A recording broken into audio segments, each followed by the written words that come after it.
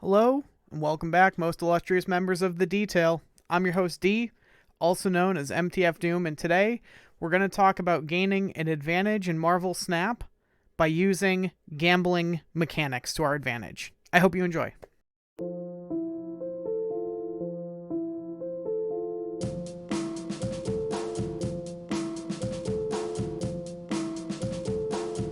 Before we get into it, a big thank you, especially to Kincaid F, someone from Discord, who gave me this idea. Actually, basically, fucking wrote the script at this point. Really full-fledged idea, really great idea for a video. Thank you very much.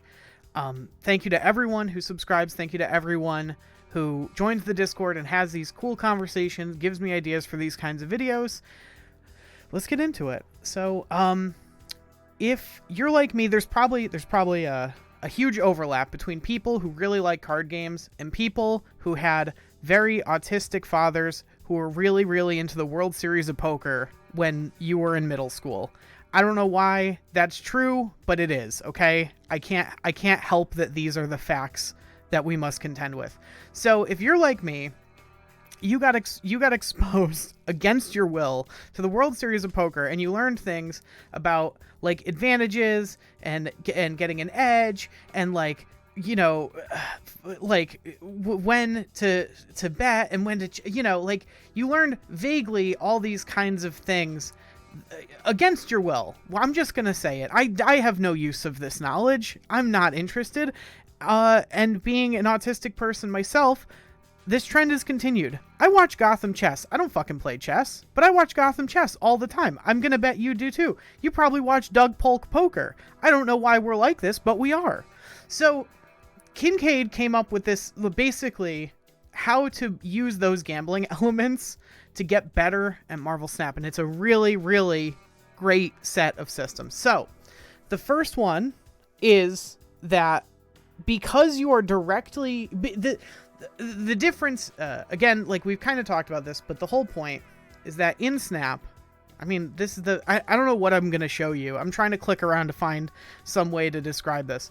But this big number here, this 82, it's 82, because I've fallen from 85, and I've fallen and I can't get up, is your rank, if you don't know.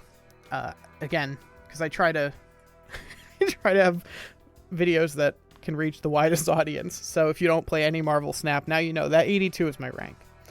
And when you enter a game, you are actively saying, I am going to gamble 1 point of my rank with my opponent. That's the pot to get in, right? That's the ante, as you would call it, if we're going to continue this. Oh god, this is going to be so in the weeds. So the ante to get into a game of Marvel Snap is 1 point of your rank. This is 82. It's actually 820 points of rank. There's a floating decimal. To be exact, it's 822 points of rank. So I'm going to enter a game. I'm going to go down to 821 points of rank. My opponent is also going to go down to 821 points of rank, because matchmaking is perfect and you always get matched against someone who has the exact same rank as you, with no exceptions. Whoever wins goes up to 823 points of rank, right? So pretty simple. The thing is, there's what's called snapping, and that is doubling the pot. That's double it and give it to the next guy, but for rank. And so, if you snap on your opponent, you are putting in another rank of your cubes into the pot to gamble with. And now your opponent has the option to fold, which is retreating, means I give up, you win, I'm not that rich, or stay in, or snap you back and say, I'd actually like to double it again, thank you. And using all this information, so now we have a basis to talk about. Something that we can figure out together, it's called bankroll management. I love that he has this term, because I would have described this, but I would always forget the term, so I really appreciate that Kincaid has outlined the actual terms in the literal script that they sent me for this video. So bankroll management and we'll define what that is. So it's that, like, basically you only ever want to gamble with what you are comfortable losing in real life. In the game, it works a little bit differently. Is that, like, you don't want, you want to think about every hand of Marvel Snap, so every game of Marvel Snap, as you possibly losing like, would you be comfortable putting money on this game? Would you be comfortable, like, raising if money were on the line, right? And bad gamblers are people, like, people who people who I think have a lot of fun with this game, like myself, are basically, you know, prone to addictive personality. We love gambling. We love gambling, right? There's, like, most of us are here because we're at least a little bit addicted to video games, I would bet. Again, there's overlap, as I was saying before. But the point is, if you start looking at it as, like, I have 822 cubes, how low am I willing to go? Like what would be, like, a fail state for me today? And you only gamble down to that number, and you're like, okay, like, you can take a break at that point. You can, but ultimately what you're gonna end up doing, if you look at it like this, and this is super true, like, my best days on Marvel Snap are ones where I don't look at each game individually. I look at my rank as a total and just try to build it up very, very slowly, instead of, like, just snapping kind of loose, kind of willy-nilly, like, oh, maybe this will be a 4 cube win. Oh no, it was an 8 cube loss. Sick. The ability to hold yourself to that, like, mindset, and just kind of be like, no, you know what, like, this is a small loss, and I'm okay with that. I'm still over my threshold. I haven't gambled more than I'm willing to lose. Like, I'm fine losing this 1 cube. I'm gonna step away from this hand. I don't have, like, what I need, the tools I need to win this hand. Whatever. That's great. That's a really good thing to learn how to do, and to try to see your whole rank as where you are, rather than just one game of, like, well, I lost. Oh, I had to retreat again. Right? The next thing we'll talk about, right, is finding an edge, right? And so, like, Kincaid outlines that the most obvious edge is taking 8 cubes from a bot, which is good, and you should do it. And I'd even say that at certain ranks, it's probably a more effective method to play a deck that, like, wants to pop off on turn 6, because bots will snap if they have, like, 2 power in 2 different lanes and you have no power anywhere, and then you're just like, anyway, here's everything. Here's my whole deck. I have 30 power in all the lanes now. 8 cubes, please. Thank you. At a certain point, like, when you're in the 80s, you kind of hit bots less often. And another thing is that people in my Discord have started pretending to be bots. Someone in Discord has changed their name to Jonathan and just, like, plays like a bot to try to get people to snap into them, which is hilarious. But just be aware, there might be people doing that. But the point is, that's, like, a very easy way to get 8 cubes. But the other way to get 8 cubes, or to get more cubes than not, is to try to, like, I talked about the floor and ceiling method in a different video, and there was a really great, by the way, conversation in the comments of that video that, like, you should go and read. If that video wasn't quite the deep dive you wanted more, that some really good convos came out of that. And so, like, there's even better information, like, within the comments. So I might even have to revisit that theory, but basically that's a good starting point. But learning the intricacies of a deck and like understanding the matchups, like, being able to identify that your opponent is on a really popular deck and it happens to be one that you have a good matchup against. Oh, they're on Galactus, and they don't realize that you're playing a junk deck.